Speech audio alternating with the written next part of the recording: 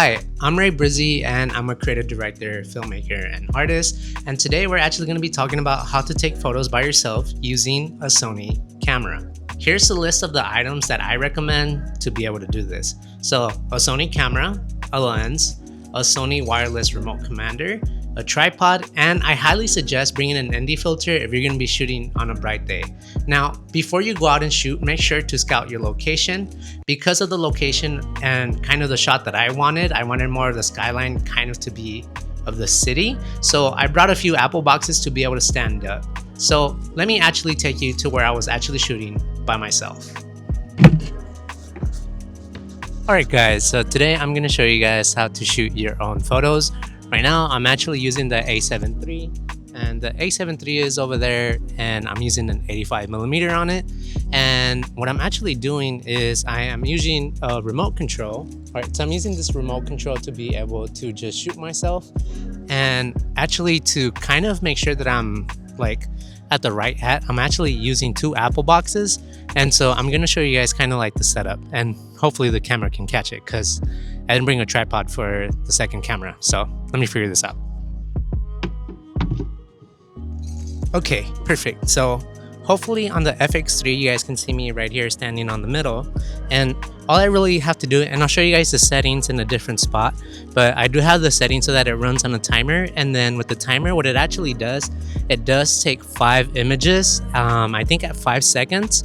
And so all I have to do is just press this and then get in position and get ready for the photo.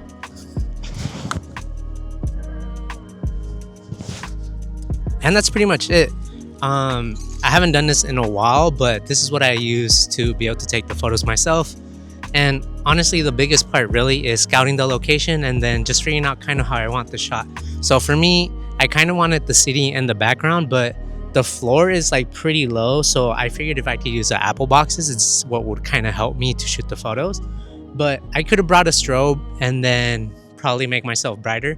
I was planning shooting at night, not so much in the day, but I think I do like the day shot better.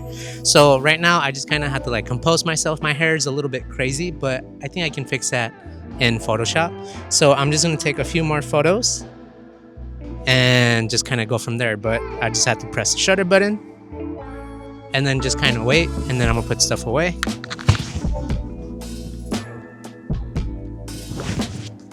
And that's pretty much it. It's really simple. Hopefully this video is helpful for you guys, and it does definitely save me some budget, and I do shoot a lot of stuff myself. So this is just kind of like the outdoor tutorial for you guys, and then I'll go back into my house and then I'll show you guys a little bit more of the technical aspect of things. So here are a few tips about shooting outside. The first one is, because of the look that I was going for, I wanted the city to be focused, not have it shallow depth of field. So I shot at f14, and this isn't normal to shoot at, but it also really depends on how you kind of want your shot. So because this is what essentially I wanted, I kind of wanted to shoot at f14 so that the city could be in focus. Second tip is to make sure your ISO isn't super bright.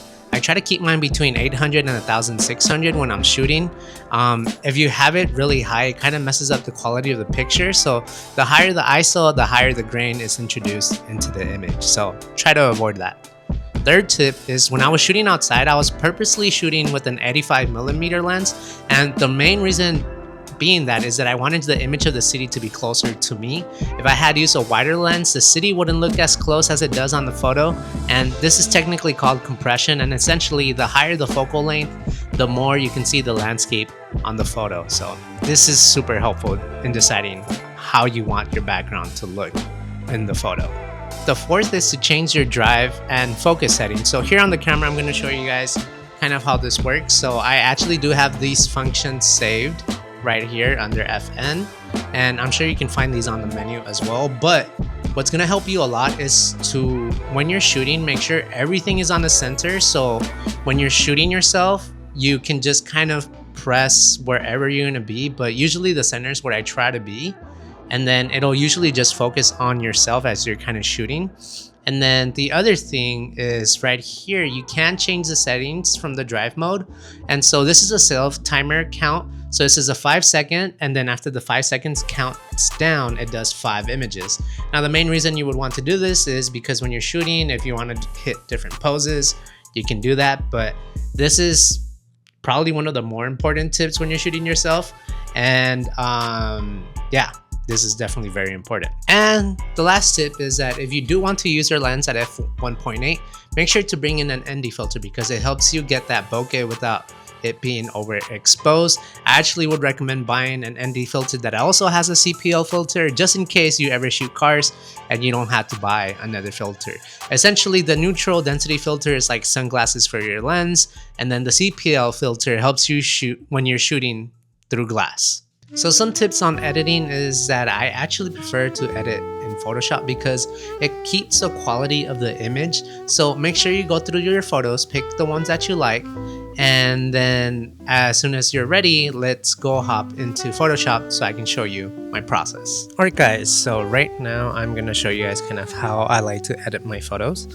And so actually sometimes I do start off by doing the lighting first. So I'm gonna go ahead and just kind of add in the levels that I usually would do. So I kind of wanted the image so you can see like the shadows a little bit more. And then from there, after that, what I end up doing, I usually try to add about like 10% on the saturation if possible. I think I did it with another one, probably the yellow. Yep. And after that, I usually use selective color, and that was the first one. And then I just kind of duplicated to just kind of see what it did. And for me, I kind of wanted to bring down like the light, even though it kind of looks weird without it with it. And then I decided to do it one more time, which just really brought up everything else so you can kind of see. And then from there, more saturation, just a little bit, and then contrast. And so as I'm kind of doing these, I usually try to then do spot healing. So when I shoot at f14, what ends up happening is these little dots kind of pop up. And so as these dots are popping up, and it's because my lens is like really messy, I just kind of do spot healing. And so that kind of heals a lot of the big dots that kind of annoyed me.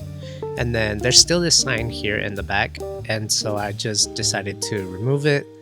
And to remove it, I'll use a remove tool. To spot heal, I'll use spot heal for these little ones.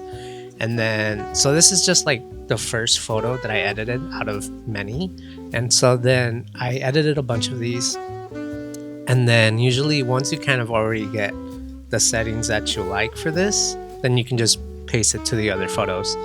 And then after that, I went into this one, where I decided where the frame was going to be. And so it was either this one, or this one. I felt like this one was a better one out of all of them, just because there's a lot of space here and it doesn't look super busy. Although both are pretty cool, but I like this one the most. And then I did add a little bit of a color balance, and then I added a little sign at the end. But this is just my editing process. And then well, this one was my editing process, and then this is like my resizing and styling and color grading for what I like. But that's pretty much it. And color balance is pretty easy to use as well. Shadows, midtones, highlights, and then you kind of mess around with the slides, and that's pretty much it for the editing process. Hopefully this video was helpful for you guys. Please feel free to subscribe to my YouTube channel, and also if you have any ideas or questions, let me know in the comment section. I'll see you guys on the next one.